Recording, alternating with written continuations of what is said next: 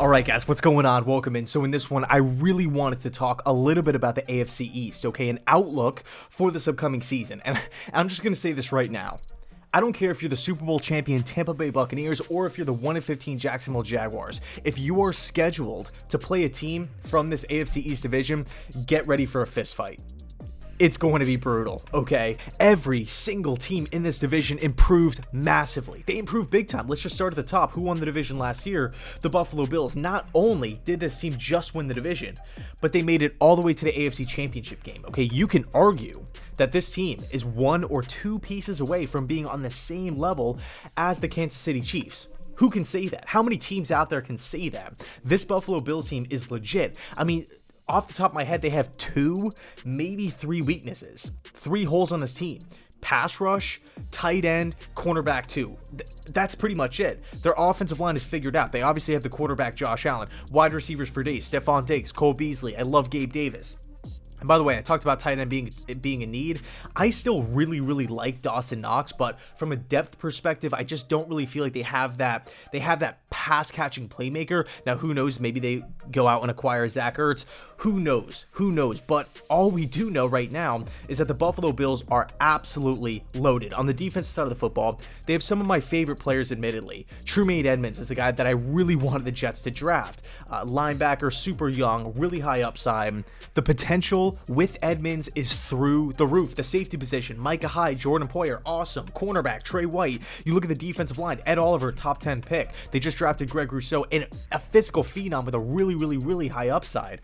They have Matt Milano. They were able to re-sign him. That was another player that I wanted the Jets to target in free agency. Ends up re-signing, multi-year contract. The Buffalo Bills are legit. This is a football team that's obviously going to win a ton of games this upcoming season. Buffalo Bills fans should be excited. Let's talk about the Dolphins. Okay, this was a defense that was virtually a steel wall last year. The cornerback play from Miami was tremendous. It was fantastic, okay? Not only do they just have talent, but they have a nice fusion of older veteran players and younger playmakers with high upsides, all right? Really, where the issues lie with Miami last season was the offense. Clearly, everybody knows that. It was, Fitz was struggling, Tua was struggling. Yeah, they won a bunch of games, but we all knew the offense was holding this team back, okay? The defense, again, was great. The coaching staff was fantastic. The special teams was underrated last year, and it's not to say that the offense needs a complete rebuild, a complete rehaul. They definitely have some playmakers on the offense, right? Austin Jackson surprised me. Initially I didn't like that pick, but he came in and did an admirable job. Solomon Kinley, a steal. Devontae Parker's a ball player, so even though they had some players step up on the offensive line, they had some talent here and there, it still held the team back. The offense as a complete unit held the team back. So what did Miami do as an organization? They go out and add Will Fuller on a one-year contract and Jalen Waddle. Are you kidding me? Two guys that will instantly help out this offense, okay? The threat of a vertical passing game last year with the Dolphins was non-existent. It wasn't there, not in the least.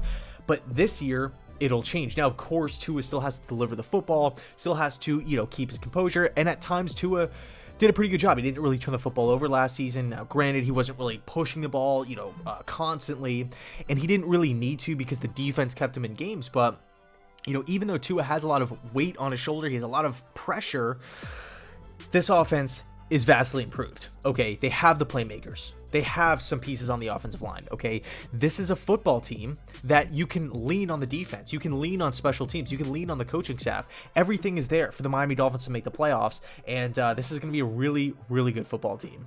Next up, the New England Patriots that went 7-9 with a laundry list of issues, okay? To start the season off, they had a ton of virus opt-outs, all right? They had a bunch of injuries. They had virtually nothing at the wide receiver position, no weapons. Cam Newton, in his first season in the Josh McDaniels, Bill Belichick offense, struggled. He struggled, for sure. They couldn't really get that consistency from the quarterback position, but yet they still managed to compete. They still managed to hang in games. They still managed to go 7-9.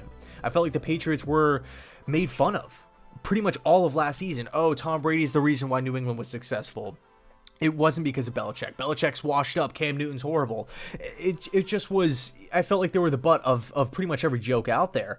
But I don't really feel like the amount of issues that this team dealt with last season was being recognized by the masses. I really feel like the Patriots did a nice job of taking those necessary steps to get back to being that double-digit win team. I mean, the free agency speaks for itself. Being able to retain David Andrews, signing Matt Judon, Jonnu Smith, Nelson Aguilar, Hunter Henry is another guy. This is a Patriots team. I mean, it kind of reminded me when I was 15 and I got my first job. They just spent everything, all right? The Patriots, in this free agency period, I felt like the Pats pretty much outspent every other team out there. And then that doesn't even include the draft where they went out and they selected Mac Jones. Now, I'm not the biggest Mac Jones guy. I understand the draw. Big body guy, big arm, accurate, good footwork, good in the pocket, a leader, a winner, tons of production at Alabama. I get it. Personally, though, I'm not the biggest Mac guy. But in round 2, they go out and they select Christian Barmore. Underrated pickup. He's going to contribute day one. Day one starter, plug and play guy. Round 3, Ronnie Perkins out of Oklahoma, a high upside edge rusher. The Pats are serious about getting back to the playoffs next year. Okay, again, 7-9 a year ago with all of these issues. Not only did they just fix a lot of those issues, but they also added talent at numerous positions of weakness. Okay, so exciting times for the Patriots. And then finally, we have the New York Jets, a team coming off of a 2-win season. A 2-win season completely devoid of any sort of success, any sort of leadership, any sort of vision or goals.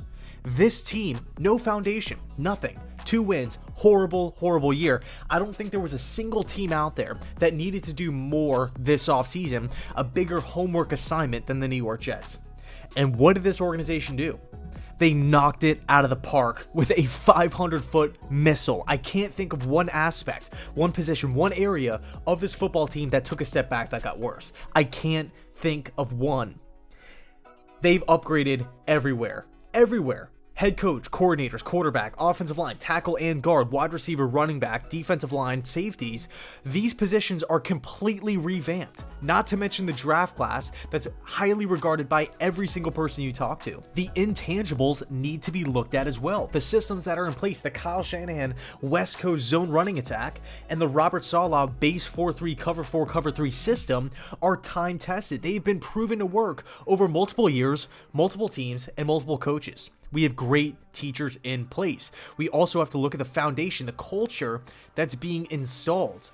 The all gas, no brake mentality brought over by Saleh is a complete 180 from what we had last year. Where was the leadership? Where was the sense of direction under Adam Gase? There was nothing. There was no sort of continuity. There was no sort of culture there. There was nothing there. It was just kind of every man for themselves, just show up and try to do a good job. But with this, it feels like a brotherhood. It feels like everybody is in it together. When things get rough, because let's face it, the Jets, the chances of us going to the Super Bowl next season are pretty slim. We're going to lose some games. But we don't have this jump ship mentality. We don't have this finger pointing mentality, much like a lot of players have had in the recent history, like Jamal Adams and whatnot. We've seen the recent stuff about Le'Veon Bell. I feel like everybody is in it together. It's one team, one heartbeat, one family at the end of the day, and I absolutely love it. So the AFC East from top to bottom is stacked. Every team in this division got better. Every single team in this division will be able to compete on a week-to-week basis. We haven't really been able to say that in the past couple of seasons. Again, New England struggled last year. Obviously, the Jets are coming off a 2-win season. Miami had their fair share of struggles. The Buffalo Bills were great last year. And by the way, the divisional matchups between these AFC East opponents, it's looking like it's going to be a bloodbath, all right? There's going to be no easy victories when it comes to playing these teams. So let me know your thoughts down below in the comment section. What are your thoughts about this division? How do you think it stacks up against the rest of the league? And what are you most looking forward to? Man, I cannot wait for the season to get here. It's just gonna be so much fun. So much fun. All of these teams are just so much better than where they were a year ago. Maybe not so much the Buffalo Bills, but they were already great to begin with, like I said. So anyway, thanks so much for watching, and as always, go Jets.